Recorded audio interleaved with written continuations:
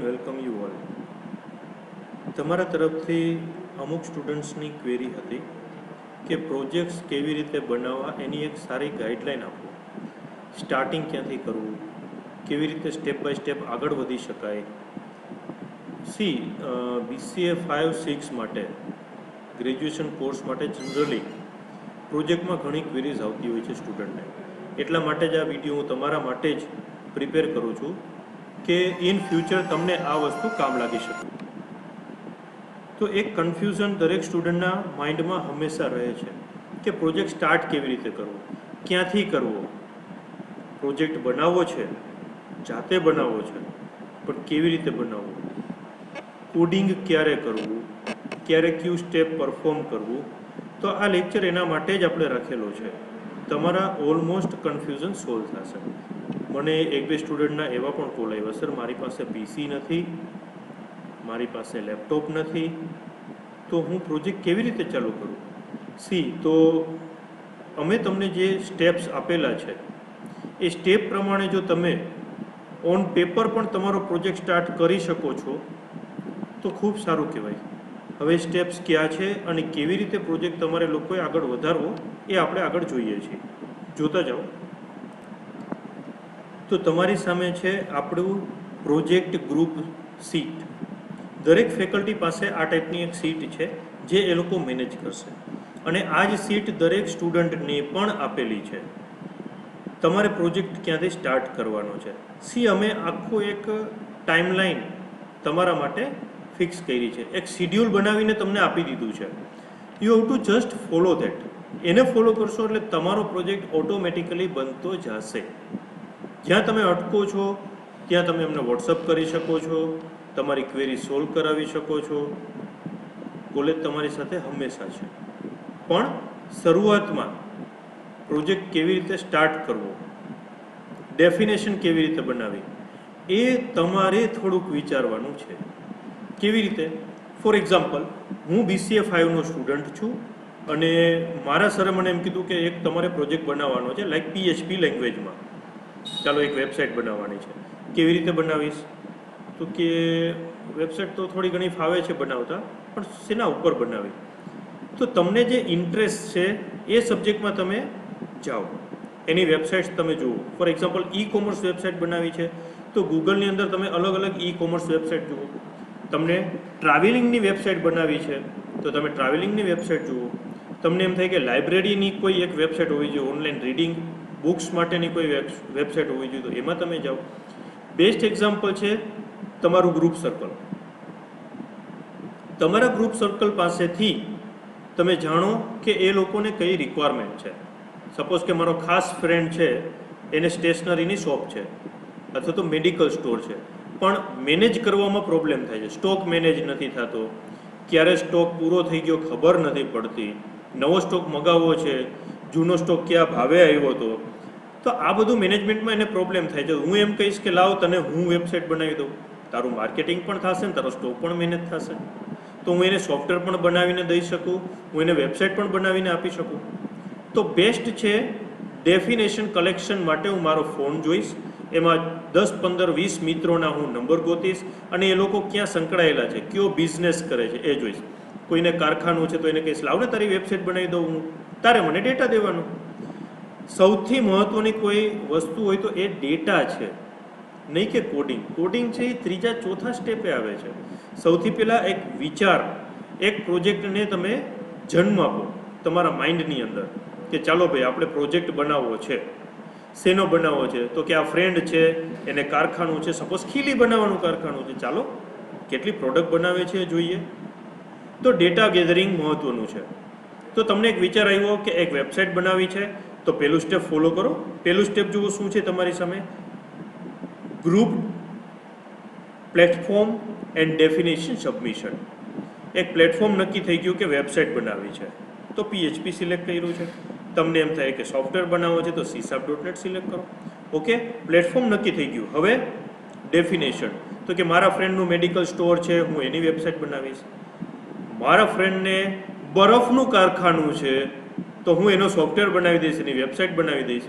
મારા પપ્પાને provision store છે તો એના ઉપર મારે આખી વેબસાઇટ બનાવી છે. જે એને કામ લાગે એ જોઈને રાજી થાય કે વાહ મારા દીકરાએ મારા માટે વેબસાઇટ બનાવી. સિમ્પલ ભલે ને બનાવો, 10 પેજની બનાવો, પણ જાતે બનાવો. ઓકે તો કોલેજે તમને એક ટાઈમલાઈન ચાર્ટ આપેલો છે, એક શેડ્યુલ આપેલું છે, જે પ્રમાણે તમારે પ્રોજેક્ટ આગળ વધારતું જવાનું છે. અત્યારે પીસી, ડેસ્કટોપ, લેપટોપ, કોમ્પ્યુટર કશી જ જરૂર નથી. ખાલી અમારે તમારી પાસેથી આટલી વસ્તુ જોઈએ છે, પેશન. જસ્ટ 1 તારીખ જે છે 30/7/2020 તમે એક તમારું ગ્રુપનું નામ આપો. જેમ કે ભાઈ હું એ વ્યક્તિ બી વ્યક્તિ સાથે મળી અને પ્રોજેક્ટ બનાવીશ, 2 પાર્ટનર થઈ ગયા. બીજું તમે આપો તમારું પ્લેટફોર્મ, કે તમારે PHPમાં બનાવવું છે કે C#.NETમાં બનાવવું છે કે ક્યારે બનાવવું છે. જો તમને જે લેંગ્વેજ અનુકૂળ હોય, તમને વેબસાઇટમાં તમારી માસ્ટરી હોય, વેબ બેઝ એપ્લિકેશન તમે સારી બનાવી શકતા હોય, વેબસાઇટ તમે સારી બનાવી શકતા હોય તો તમે PHP સાઇટ જાઓ. તમારે ડેસ્કટોપ એપ્લિકેશન બનાવવી હોય તો તમે C#.NET પસંદ કરો. જે સબ્જેક્ટ તમારે આગળ આવી ગયા છે એ જ સબ્જેક્ટમાં તમારે આગળ વધવાનું છે પ્રોજેક્ટ બનાવવા માટે. તો જુઓ તમને શું ફાવે છે વધારે, એમાં તમે આગળ વધો. તો તમે એક પ્લેટફોર્મ સિલેક્ટ કરો, એક તમારું ગ્રુપ નક્કી કરો, અને એ ગ્રુપ મતલબ એ અને બી વ્યક્તિ, 2 સ્ટુડન્ટ ભેગા મળીને એક સારી ડેફિનેશન આપો કે સર અમે લાઇબ્રેરી ઉપર બનાવશું, સર અમે રેલવે ટિકિટ ઉપર બનાવશું, અમે થિયેટરમાં ટિકિટ બુકિંગ ઉપર બનાવશું, ટ્રાવેલ મેનેજમેન્ટ બનાવશું. અલગ અલગ હજારો ડેફિનેશન છે. એ થઈ ગયા, એમાં તમારે કોઈ કોમ્પ્યુટરની જરૂર નથી. સેકન્ડ, વર્કબુક બનાવવાની છે.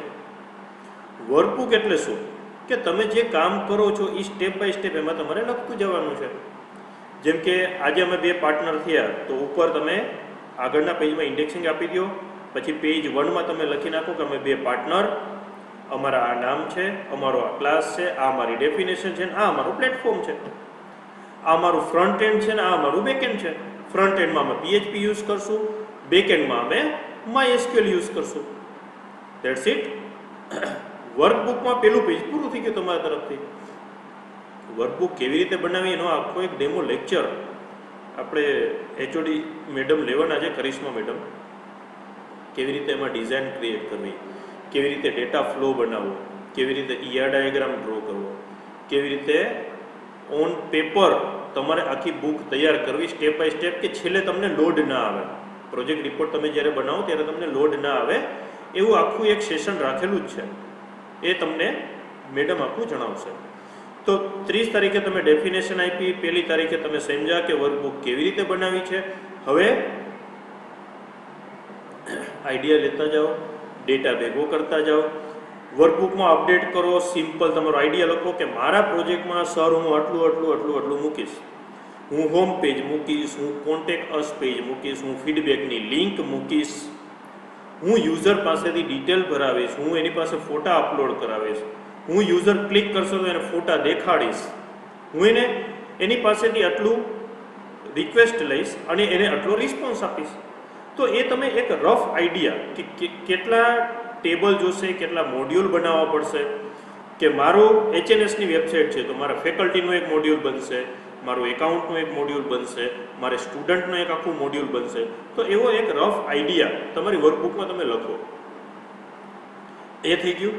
હવે એને રિલેટેડ ડેટા ભેગો કરો કે ફેકલ્ટીનું મોડ્યુલ છે તો એમાં શું જોશે, તો કે બધા ફેકલ્ટીની ડિટેલ જોશે, એના ફોટા જોશે, એની ડિગ્રી જોશે, એ કયા સબ્જેક્ટ લે છે એની ડિટેલ જોતી હોય તો એ પણ તમે કલેક્ટ કરી શકો. કેટલું ડીપમાં જવું છે તમારે જોવાનું. તો ફેકલ્ટીનું પેજ બની ગયું, ફેકલ્ટીની બધી ડિટેલ આવી ગઈ, ફેકલ્ટીના ફોટા તમે અપલોડ કરી દીધા, એમની ડિગ્રી તમે લખી લીધી. હવે સ્ટુડન્ટ મોડ્યુલ, તો સ્ટુડન્ટનું મોડ્યુલ એટલે શું, સ્ટુડન્ટની ડિટેલ. તમે જ્યારે એડમિશન લીધું કોલેજમાં ત્યારે તમને એક એડમિશન ફોર્મ ભરાયું હતું, જેમાં તમારું નામ, surname, gender, Aadhaar card number, address, mobile number, WhatsApp number, આ બધી ડિટેલ લીધી હતી કે નહીં. તો આ જસ્ટ એક સેમ્પલ હું આપું છું તમને કે HN શુક્લા કોલેજની વેબસાઇટ હોય તો સ્ટુડન્ટ મોડ્યુલમાં તમે શું મૂકી શકો. એવી રીતે લાઇબ્રેરીનું હોય તો તમે તમારી રીતે વિચારો. અને લાઇબ્રેરીના એવા સોફ્ટવેર્સ જુઓ. ગૂગલમાં તમને જે ગોતો એ બધું મળે છે. તો તમે એવું લખી શકો કે મારે ઓનલાઈન ટિકિટ બુકિંગની વેબસાઇટ બનાવી છે, તો એવી વેબસાઇટ એ તમને 4-5 બતાડશે. એવો રેફરન્સ તમે લ્યો, સારા ટેમ્પલેટ પણ તમે યુઝ કરી શકો. તો આ તમારું સેકન્ડ 6/8નું વર્ક થયું. 6/8/2020નું આ વર્ક થયું. એમાં પણ ક્યાંય કોમ્પ્યુટરની જરૂર નથી. આ બધી વસ્તુ તમે ફોનથી પણ કરી શકશો. સર્ચ કરો, એક બુક જોશે, બુકમાં તમે લખતા જાઓ કે અમારું પહેલું મોડ્યુલ બનશે, આ બીજું, આ ત્રીજું, આ ચોથું. પછી તમે એને સિક્વન્સમાં રાખી દો કે હવે મારે પહેલાં આ કરવું પડશે, આટલો ડેટા એમાં મૂકવો પડશે, બીજું આ કરવું પડશે, ત્રીજું આની સાથે લિંકઅપ કરવું પડશે. એવું બધું તમે ઓન પેપર રાખો. ક્લિયર? પછી ડેટાબેઝ અને એના validation. For example, faculty module તમે બનાવ્યું, તો ફેકલ્ટી મોડ્યુલમાં ઈમેલ આઈડી, મોબાઈલ નંબર અમે તમને આપીએ છીએ, પણ એ સ્ટુડન્ટને ના દેખાવા જોઈએ વેબસાઇટ ઉપર કોઈને. એડમિન સાઇડ ભલે દેખાય, યુઝર સાઇડ ના દેખાવા જોઈએ. એડમિન પેનલ, ક્લાયન્ટ પેનલ, એવી 2 પેનલ બનાવો. તો ડેટાબેઝ, એમાં ક્યાં ક્યાં ડેટા જોશે, વેલિડેશન ક્યાં ક્યાં મૂકવા પડશે, રિલેશનશિપ કઈ કઈ આપવી પડશે, એ તમે દોરો. આ હજી તમે ઓન પેપર જ બધું કરો છો. કઈ કોલમમાં ક્યુ વેલિડેશન આવશે. ફોર એક્ઝામ્પલ, મોબાઈલ નંબર છે તો એમાં ખાલી નંબર ઓનલી જ આવશે. ઈમેલ આઈડી છે તો એમાં આપણે વેલિડેશન મૂકશું. .net તમે લોકો ભણી ચૂક્યા છો, એમાં વેલિડેશન આવતા જ, તમારે ખાલી એને અહીંયા એપ્લાય કરવાના છે. પછી DFD ડ્રો કરો. સપોઝ કે લોગિન પેજ છે તો એનું DFD શું થાય, તો કે આમથી યુઝર લોગિન અને પાસવર્ડ આપે, ઓકે થાય તો યુઝરને બીજું પેજ દેખાય, સાચું ન હોય, ઓકે ન થાય તો યુઝરને પાછું રીડાયરેક્ટ થઈ જાય. તો આને DFD કહેવાય. ER ડાયાગ્રામ દોરો કે કેટલી કેટલી એન્ટિટી છે કે જે એકબીજા સાથે રિલેટેડ છે. તો આ બધી વસ્તુ તમારે 20/8 આપવાની થાય છે. પછી તમે ઓન પેપર ડિઝાઇન બનાવો ફોર્મની, અને IDEનો યુઝ હવે ચાલુ કરો. અહીંથી તમારા કોમ્પ્યુટરનો યુઝ ચાલુ થયો. જે દોર્યું છે એ બધું ડિઝાઇનિંગ તમે કોમ્પ્યુટરમાં બનાવવાનું ચાલુ કરી દો. અને હવે તમારી પાસે 1 મહિનો છે. 1 મહિનામાં તમે જે ઓન પેપર બધું કામ કરેલું છે, ડેટા ભેગો કરેલો છે, એને ખાલી હવે તમારે પ્રોજેક્ટમાં અપલોડ જ કરતું જવાનું છે. તો સ્ટેપ બાય સ્ટેપ આગળ ચાલશો એટલે થતું જશે.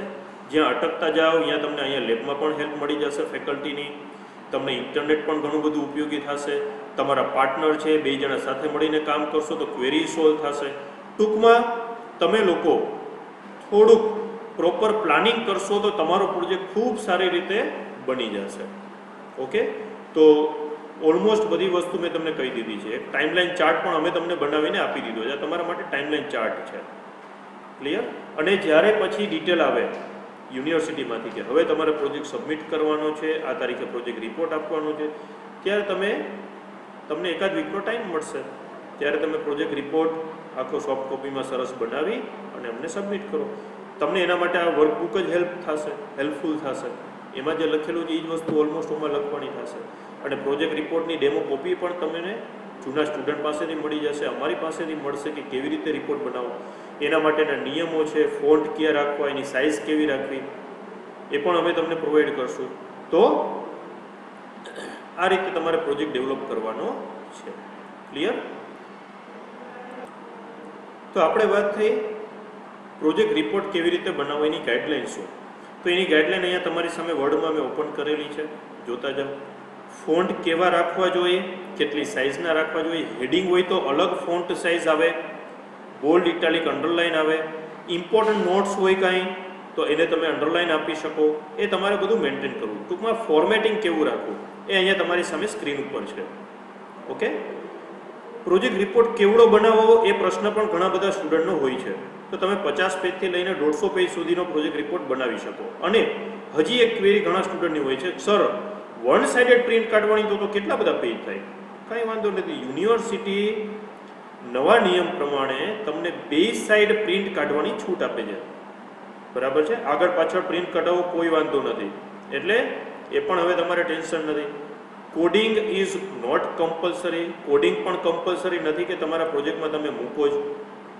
સ્ક્રીનશોટ મૂકો, ફોર્મ મૂકો, ડિઝાઇન મૂકો, ડેટાબેઝ ટેબલ્સ મૂકો, વેલિડેશન્સ મૂકો, DFD મૂકો, ER ડાયાગ્રામ મૂકો, તમારા ફ્રન્ટ એન્ડ સોફ્ટવેરની, બેક એન્ડ ડેટાબેઝની, ડિટેલ થિયરી થોડીક લખો, એસડીએલસીના સ્ટેપ લખો.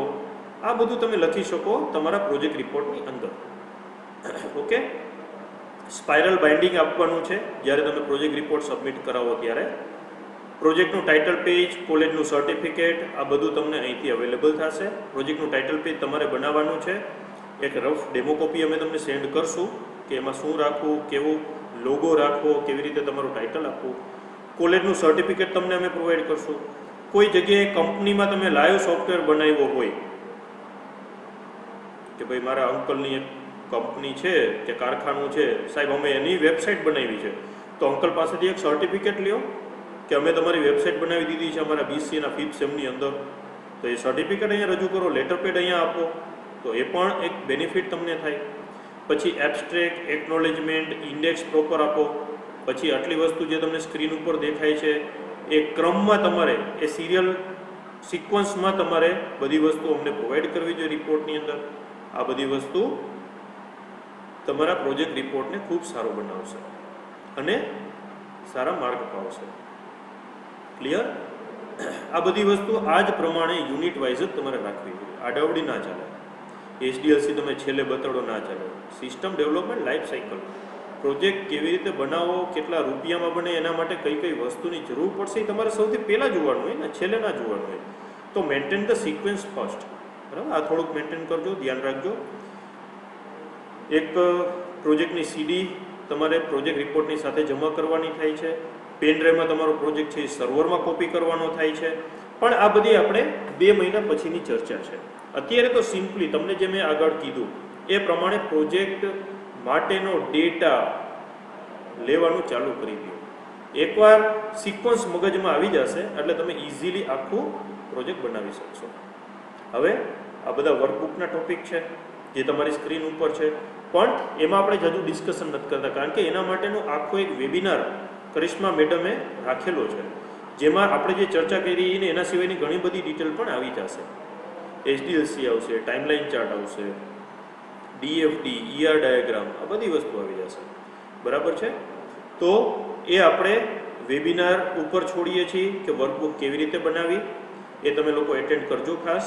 અને અમારે લાયક કાંઈ પણ વર્કઆઉટ હોય કે સર અહીંયા અમે અટકીએ છીએ તો અમને તમે વોટ્સઅપ કરજો, અમે તમને 100% ગાઈડ કરશું. ઓકે, ચાલો, ખૂબ સારો પ્રોજેક્ટ બનાવો, સારા માર્ક લ્યો, સારા પર્સન્ટેજ લ્યો અને પ્રેક્ટિકલી સાઉન્ડ થાવ કે જેનાથી આપણું શિક્ષણ પૂરું થાય ત્યાં જ તમને જોબ મળી જવી જોઈએ. કંપનીને સારા છોકરાઓ જોઈએ જ છીએ, સારા એમ્પ્લોય જોઈએ છીએ, સારા માણસો જોઈએ છીએ જે કામ કરે. ઓકે, તો do best for your best. ચાલો આવજો બધા.